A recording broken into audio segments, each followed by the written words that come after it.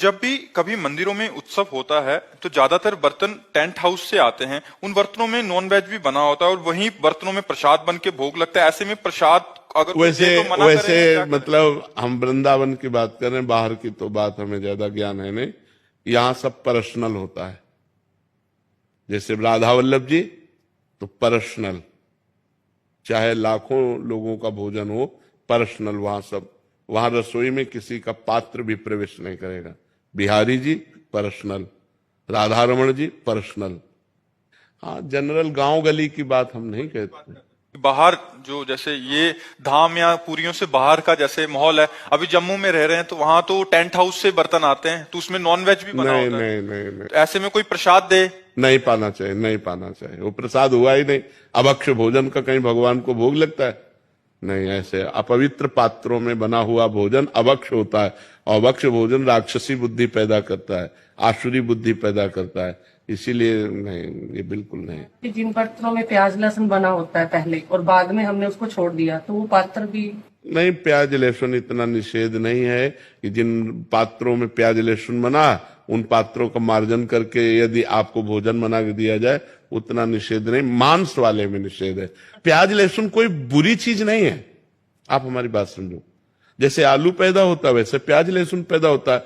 उसका परिणाम जो है, प्याज लहसुन परिणाम में हमारे अंदर तमोगुण पैदा करता है, बस इतनी बात है। और प्याज लहसुन ऐसा नहीं कि मांस जैसा निषेध हो। मांस में दूसरे के शरीर का छेदन भेदन होकर के वो मांस बनता है। लेकिन प्याज लहसुन तो जैसे आलू है, गाजर है, मूली है, नीचे फल की तरह प्रकट हुआ है, बस वो तमोगुण प्रकट करता, बस और कोई बात नहीं। ऐसा नहीं कि पाप लगेगा, ऐसा नहीं। प्याज लहसुन तमोगुण प्रकट करता है, इसलिए भजन करने वाले को तमोगुण से रहित होकर सतोगुण तक पहुंचना है, तो उसको निषेध किया गया है कि प्याज लहसुन मत पाना, ये तमोगुण पैदा करता है, तमोगुण उत्पन्न करता है।